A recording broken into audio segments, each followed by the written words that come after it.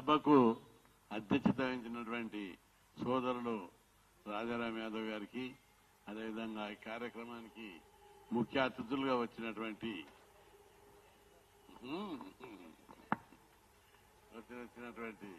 మన గురించి చాలా రోజులుగా పోరాడుతూనే ఉన్నాడు. ఇంకా ఆయనకి ఏ అవసరం లేదు నారగోని గారికి. అంత వెల్ సెటిల్డ్ హాయిగా ఉండేటటువంటి దశలో కూడా కమిట్మెంట్ తోటి ఈ వర్గాలకు ఏదో ఒకటి చేయాలనే కమిట్మెంట్ తోటి ఆయన ముందుకు యువకుల కంటే ముందు వస్తున్నాడు. దాన్ని చూసి యువకులు బీసీ నాయకులందరూ నేర్చుకోవాలని చెప్పి విజ్ఞప్తి చేస్తున్నారు.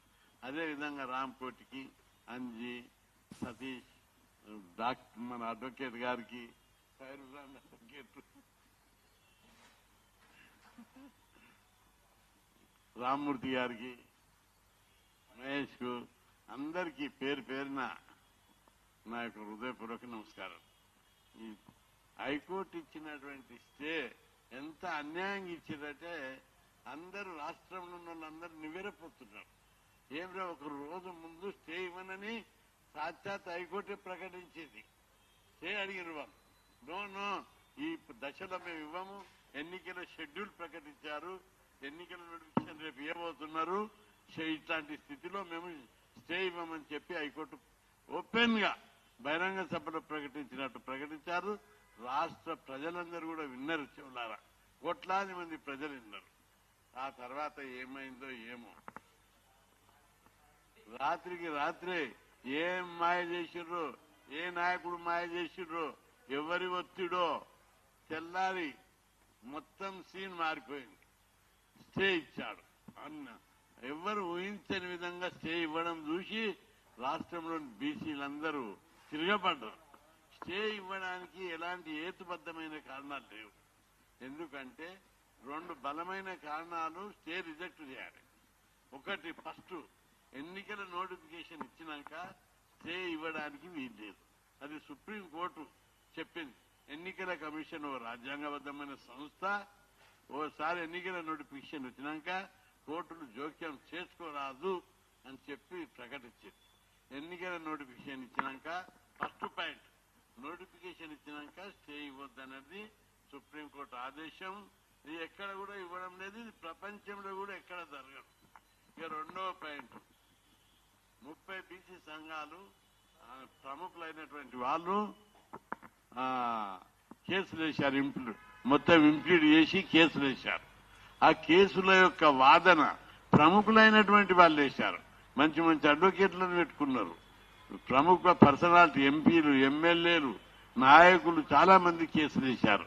వారి వాదనలు ఒక్కటి కూడా వినకుండా ఏకపక్షంగా స్టే ఇవ్వడం అనేది చాలా దుర్మార్గం అని చెప్పి ఈ సందర్భంగా నేను గుర్తు చేస్తున్నా. దీనికోసం రాష్ట్రంలో ఉన్న బీసీలు బగ్గుమంటున్నారు. బీసీలు తినే అన్నం నోటికాడ ముద్ద లాక్కున్నారు. ఎన్నికలను నోటిఫికేషన్ పడ్డాక చాలా జాగాల నామినేషన్లు కూడా వేశారు. నామినేషన్ పొద్దునేస్తే సాయంత్రము స్టే ఇచ్చారు. కాబట్టి ఇది చాలా దుర్మార్గము. దీన్ని బీసీ ప్రజలు జీర్ణించుకుంటున్నారు. ఇది అన్యాయమే కాదు, 76 ఏళ్లుగా అన్యాయం జరుగుతుంది. ఇది బీసీలకు అవమానం అని చెప్పి బీసీలంతా ఫైర్ అవుతున్నారు.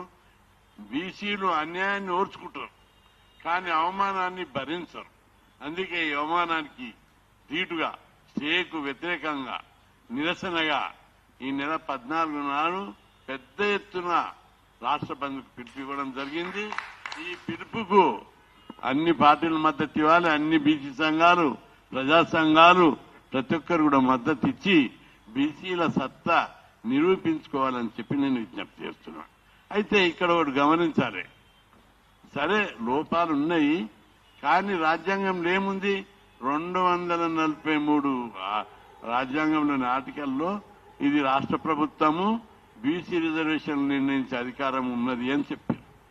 దాని ప్రకారం అసెంబ్లీలో చట్టం చేశారు, కేబినెట్ లో ఆర్డినెన్స్ ఇచ్చారు. ఇవన్నీ ప్రాసెస్ అయిపోయినాయి. ఒకటి, ఫస్ట్ రాజ్యాంగం బద్ధత ఉంది, రాజ్యాంగం సపోర్ట్ ఉంది. రెండోది అసెంబ్లీలో చట్టం చేయడం, కేబినెట్ లో ఆర్డినెన్స్ ఇవ్వడం, దీనికి కూడా చట్టబద్ధత ఉంది. న్యాయబద్ధత కూడా దీనికి ఉంది. ఎందుకంటే 50% సీలింగ్ అనేది ఓ పేషన్ అయిపోయింది అగ్ర కులాలకు, కోర్టులకు. ఎందుకు న్యాయబద్ధత అంటే న్యాయం ప్రకారం సుప్రీంకోర్టు ఏం చెప్పింది?